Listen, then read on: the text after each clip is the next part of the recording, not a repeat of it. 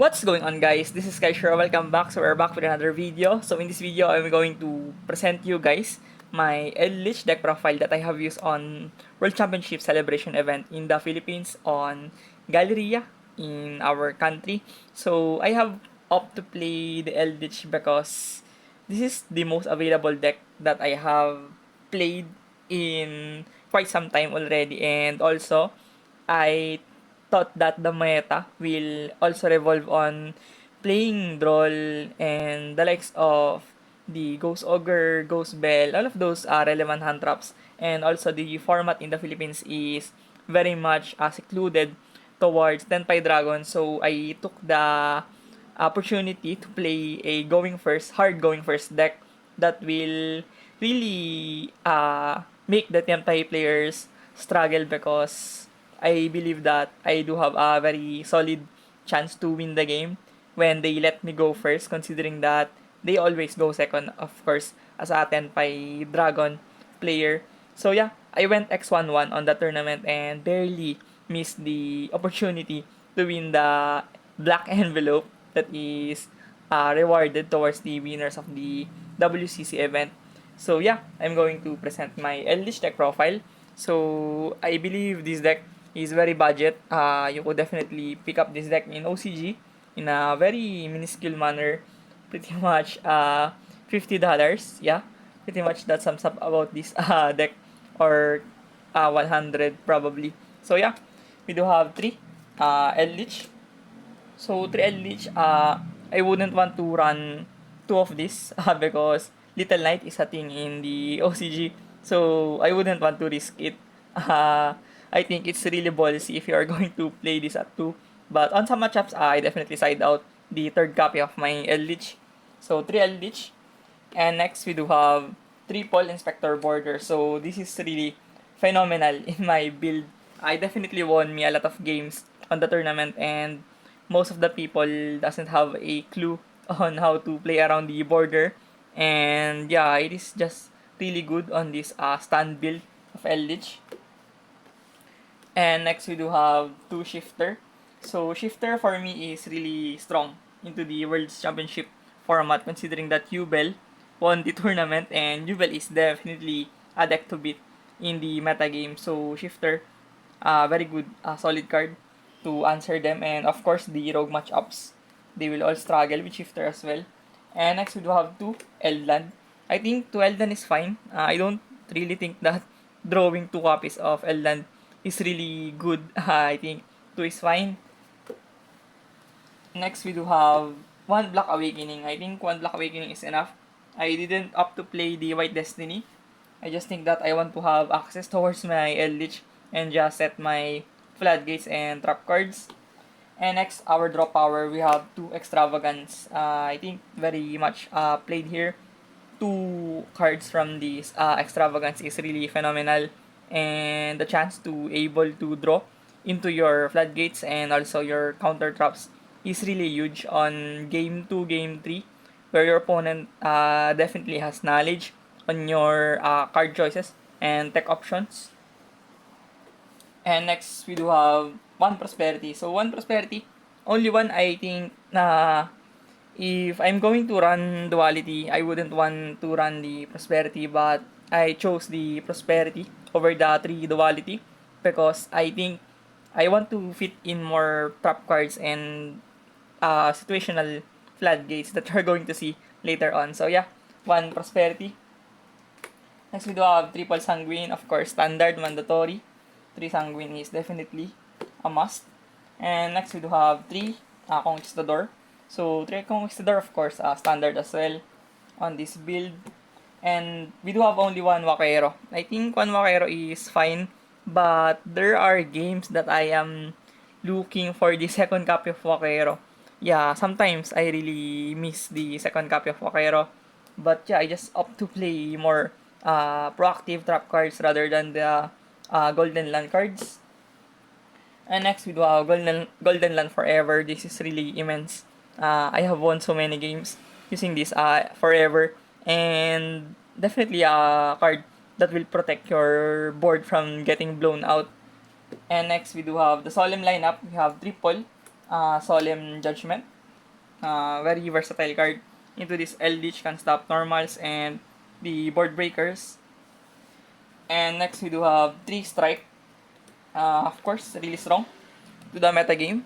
We could see it on Japanese side deck patterns, no? We're going to see a lot of Solemn Strike on those. And next we do have Triple, Solemn, Warning. Really underrated card right now.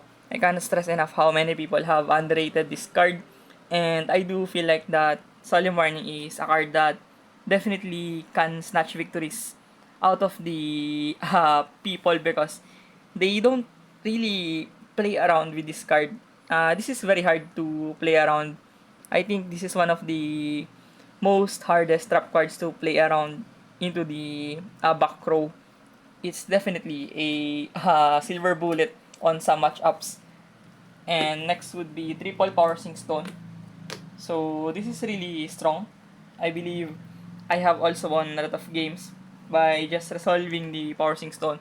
And not many people know how to counter interact with this card, and they are going to struggle really bad if they are mismanaging their effects and they're not playing optimally. So definitely they will struggle with Power Sync Stone. And next we do have Mimesis Elephant. So this is my tech card on my build. I am opting to play 3 of this, but the night before the WCC event, just yesterday, I have trimmed it into 2 copies and cutted my Wakero, second copy. And I play the shifter into the main deck because I am really terrified from the Yubel matchup. I do feel like that Yubel is definitely a hard matchup against the Eldlich. So yeah, to Mimesis Elephant, I'm not really sure if I know the name of this card. I think this is the name of this card, Mimesis Elephant. And next would be Skill Drain. So Skill Drain, definitely a card that you should be playing in Eldritch. I think you are playing Eldritch wrong if you're not running Skill Drain. And the Floodgates, once again, Rivalry of Warlords.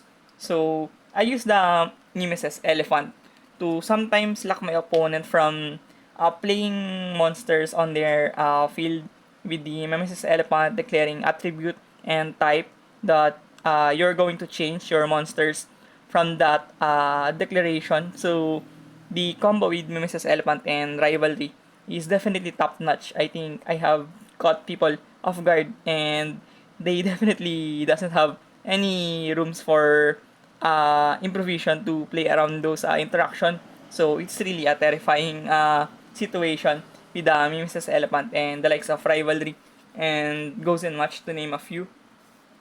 And of course, next we do have Goes and Match. So yeah, standard, we are only running light monsters. And we're running the combo of Mimesis Elephant. And next would be the last card in our main deck. There can be only one. So moving on towards our side deck. Rather extra deck. I'm playing triple Gustav, of course. The burn is really important to close out games. And next would be the Juggernaut Liebe. So, a very huge attack monster and can beat down towers easily. And next we do have Pleiades. Didn't come up on the tournament, but I do feel like that this card is very worthy on playing this. And next with the Typhoon, the Star Slayer. So yeah, situational card, but definitely comes up around the Dragon Links, the other combo decks. And next would be Zeus, our common Zeus, the savior and grace of budget players. The common Zeus, of course, we're running XYZ, so Zeus would be definitely solid here. And next would be Chaos Angel, really solid card. You just need the Quaquero and Conquistador to make this, and you're going to have a tower and a floating effect boss monster that is very hard to out. Next on our links, we're playing the Vampire Sucker. Didn't come up. I think this card is lackluster, but this is just a generic way to link my extra deck, rather main deck, Golden Land cards. Next would be the Vampire Link 3. I don't even name the name of this card, but it is just another generic zombie link climbing card, and sometimes it comes up the effect on it, and but I didn't had the chance to use it on the tournament. But hopefully, I can maximize this card moving forward. And we do have Imduk, so our generic Link 1. And next would be BLS Link 3. Another tower, and some decks doesn't have an out against this. And some matchups definitely hardly loses against one single BLS Link. So this is really nice here. Next, we do have the Absurd Busted Little Knight, and we're playing Nightmare Phoenix. So, Phoenix, very good back row removal. And the last card would be Link Spider. And moving on towards our side deck, we do have Triple Spear Mode. So, Triple Spear Mode definitely solid. One of the best board breakers if you have the mechanism and ability to play the Spear Mode. You are definitely going to play this card because instant out towards 3 monsters. And next would be double Lava Golem. Before I was opting to play 3 Lava Golem, but I do feel like that it could break on my hand if I have drawn the Sphere Mode and Lava Golem all together. So yeah, only 2 Lava Golem. And next we do have my Dogwood. This doesn't come up. I really think that this card really sucks on the tournament. Especially people will scoop easily if they cannot out the floodgate and also the border or the skill drain, to name a few. So yeah, I am really regretful that I have played this card. There are gazillions of cards that will be better than this, and I just didn't thought of those cards before going towards the tournament. And next would be One Lightning Storm, really solid as well. I just opted to play this because the Philippines does have a lot of back row decks, so I just want to respect the meta beat matchups. Next would be Triple Evenly, our board breaker into this deck. Self-explanatory. And next we do have Stygie and Dirge, so I'm not really sure if that's the correct pronunciation for this card, but it aims to decrease the level of the monsters on the opponent's board. So you are going to have more favorable matchup against Tenpai Dragon. I really prepped hard against Tenpai Dragon, and it turned out really great on my tournament experience. I won 2 games against Tenpai Dragon, and my 1 draw was also on the Tenpai Dragon. So it's basically Tenpai galore. So this card definitely makes the Tenpai matchup more playable.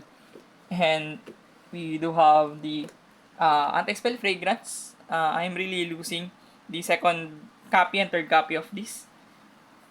So yeah, just another way to protect our board. And the last card on our side deck would be Ojama Duo. So Ojama Duo, a card that is a last minute call on my side deck because I just want to eradicate their Lightning Storm and Evilly Match. If I have summoned the tokens on their field, they are not going to be able to play the Evenly and the Lightning Storm because they do have face-up monsters on their field. And sometimes I can also lock them out using the Gozen and the Rivalry. So yeah, that sums up our WCC or World Championship celebration event deck list X11 Eldlich. So yeah, if you found this video informative and helpful, please consider subscribing to my YouTube channel. It definitely motivates me a lot to keep going and provide this content for you guys. So once again, thank you for watching. See you in the next one. Peace.